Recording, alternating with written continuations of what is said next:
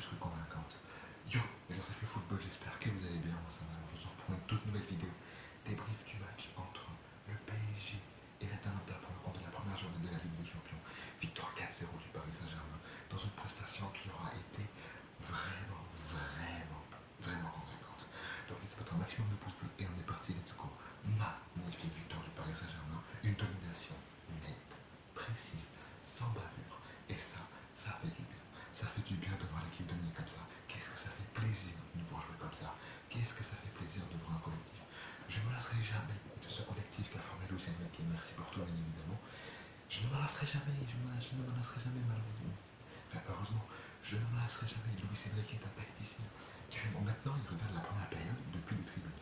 Bref, en tout cas, on va revenir sur les buts. Le premier but, Marquinhos qui s'est transformé en numéro 9. Il s'est dit, tiens, je vais me transformer en numéro 9. Il a clairement mieux fini l'action. Il sait mieux finir une seule action que Barcola sur 10 000 actions. Barcola trop nonchalant, le penalty raté. Le raté de. C'est d'arrêter de rater un penalty comme ça et surtout de prendre aussi peu d'élan. C'est pas possible de prendre aussi peu d'élan sur un penalty.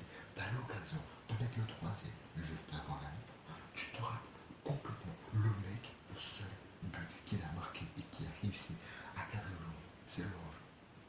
C'est le but hors-jeu qu'il a réussi à marquer. Il a réussi à prendre dans son calme et à terminer. Le mec ne sait finir qu'en hors-jeu.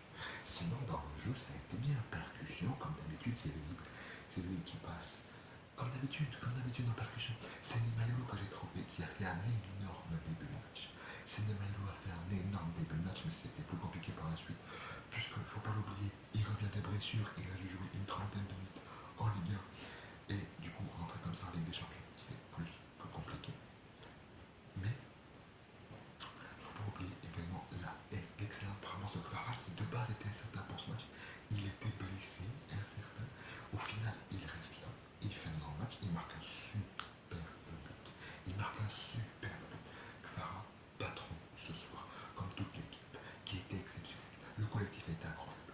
Même si l'Atalanta, on ne va pas se mentir en face au niveau technique, il manque un petit peu de technique, il manque un petit peu de niveau collectif, mais ça sent que c'est pas lui. Ça sent que c'est pas l'Atalanta de Gasperini, ça s'en mêle un peu les persos. Ils ont eu du mal à se trouver parce qu'on a fait un très bon pressing. Et même à un moment donné, ils ont essayé de faire un pressing. Ils ont essayé de faire un pressing, ils nous ont essayé de nous gêner, et pourtant, ça ne nous a pas empêché d'aller en marquer 4. On en a planté 4 aujourd'hui.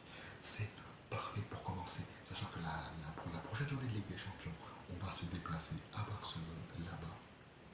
Là, ça va être à notre niveau, ça va être à notre level.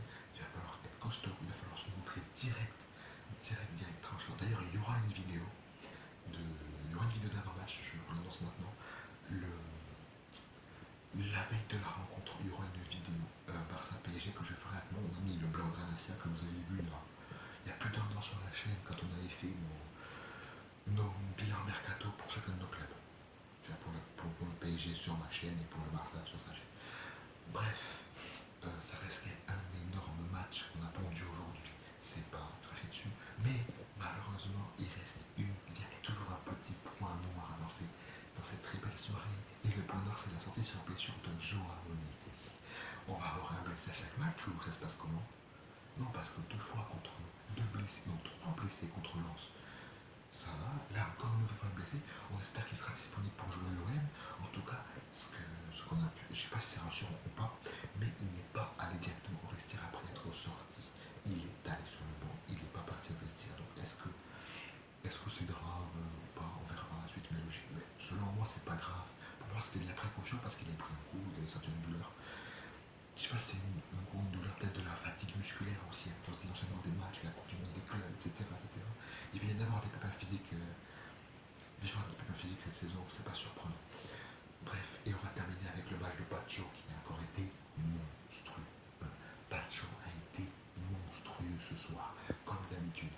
Ce qu'il a eu à faire, il était là, toujours le patron, Pacho, le patron. Le patron, carrément, il a fini un latéral gauche jusqu'à.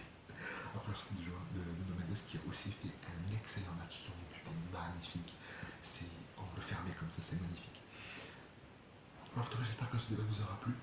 N'hésitez pas à faire un maximum de pouces bleus, de commentaires, de vous abonner si ce n'est pas déjà fait, de checker la description pour voir tous mes autres réseaux.